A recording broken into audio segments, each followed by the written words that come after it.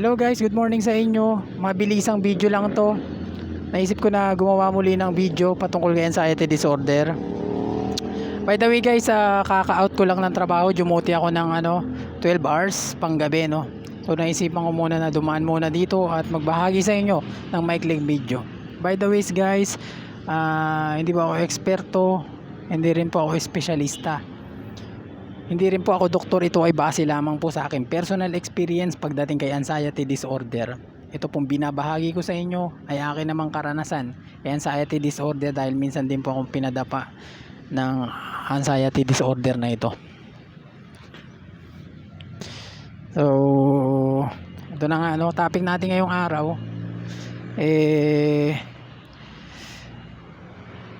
Kung sinusumpong ka man ngayon sa anxiety disorder mo, kung kasama ba ito pag sinusumpong ka, babahagi ko rin sa inyo yung mga karanasan ko dati dahil minsan din ako nakaranas niyan, So kasama yan yung sumpong, dati, may bahagi ko na rin sa inyo. Dati guys, madalas ako sumpungin. Siguro nung mga months old pa lang yung aking anxiety disorder, sabihin natin mga 6 months pa baba, madalas ako sumpungin nun. Although sa mga time na yan hindi na ako nagpa-panic attack, pero sinusumpong pa rin ako. Ano yung mga sumpong na yun? Minsan guys, nakakaramdam ako ng matinding hilo, matinding panlalambot, matinding palpitation, matinding pangangatog ng tuhod, yung mga para ka nanghihina, lobat na lobat. Yung akala mo may sakit ka na sa puso kasi kakaiba yung mga nararamdaman mo pagdating sa dibdib, kakaiba yung mga nararamdaman mo. Naranasan ko yan guys. 6 months pababa yung aking 6 months old pababa yung aking anxiety disorder, naranasan ko yan. So kasama yan, kasama yan yung sumpong na yan. So bakit nga ba tayo nakakaranas ng bakit nga ba tayo nakakaranas ng sumpong? Minsan sinusumpong tayo, I-correct nyo ako kung may mali ako or baka mali yung masasabi ko. Pwede nyo akong i-correct, Sa tingin ko kasi, kaya tayo sinusumpong base sa aking experience. Yung natin, labis-labis na pag-iisip. Labis-labis na pag-aalala pagdating sa kalusugan mo. Yung mga stress, yung mga problema. Although guys, walang taong exempted pagdating sa problema, So lahat tayo may problema. Yung mga alalahanin, yan, katulad yan, ayan yung isa sa nagiging dahilan kung bakit tayo sinusumpong. Yung nag-isip ka na naman na baka may malubhakang sakit, nakaramdam ka ng discomfort, tapos nag-isip ka na, hala, baka may malubha na akong sakit, baka may tumor na ako sa ulo, etc.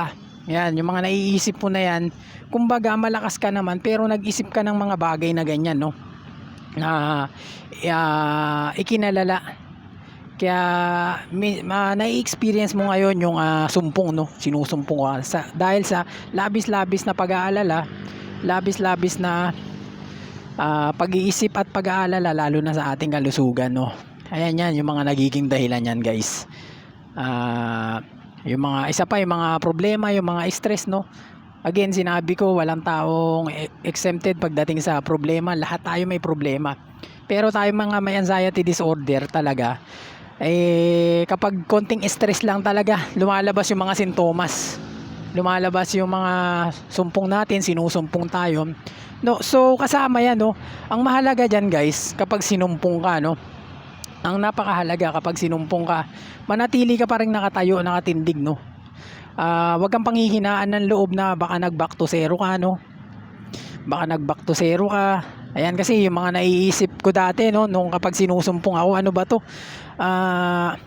akala ko magaling na ako, ito pa rin naman pala siya, bumalik na naman pala siya sa dati. Wag ganun, yung mindset na ganun, So ang lagi mong iisipin guys, tandaan nyo to, ang lagi mong iisipin kapag sinumpong ka, lagi mo lang iisipin na kinaya ko na ito dati, naramdaman ko na ito dati, kinaya ko na ito dati, hindi na bago ang pakiramdam na ito sa akin. Ngayon pa ba ako susuko? Lahat na ng paghihirap, lahat na ng discomfort naranasan ko pagdating kay anxiety disorder. So ganun lagi yung mindset nyo kapag sinusumpong kayo. Huwag nyong iisipin na nag back to zero ka, kasama po talaga yan. Kasi ang nangyari sa akin dati, sabihin natin ngayong araw ang ganda-ganda ng pakiramdam ko, 100% yung pakiramdam ko na napakaayos. Kinabukasan, mangyayari sa akin, susumpungin ako na panghihinaan na naman ako ng loob. Isa kasi yan sa nagiging dahilan, no? Panghihinaan ka ng loob, lalo ka nanlalambot kapag pinanghihinaan ka ng loob. Nakakapanghina kasi yan kapag pinanghihinaan ka ng loob, manghihina ka talaga, lalong hindi mo ma-overcome yung anxiety disorder. Tuloy-tuloy mo lang yan, talagang mawawala din yan. Yung mga discomfort na yan, mawawala na yan. Unti-unting magpapaalam yan. Katulad ng mga palpitation, unti-unting mawawala yan. Yung hilo, ma-overcome mo yan.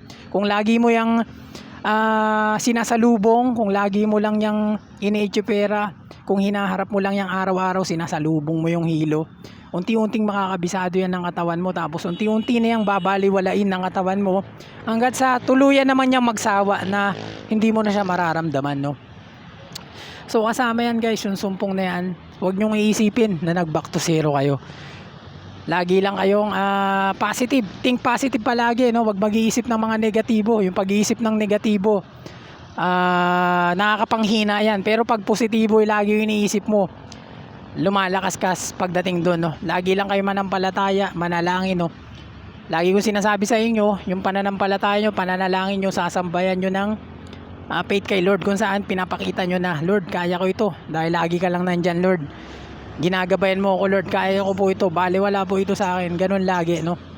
So yun lang guys, maraming salamat sa maikling panonood nyo ng ating video. Inihiling ko lang na sana don't skip ads. Malaking tulong nyo na po ito sa akin, at tulong nyo na rin po ito sa mga kapwa natin nagsasuffer ng anxiety disorder. Maraming salamat guys. See you on my next video. Thanks.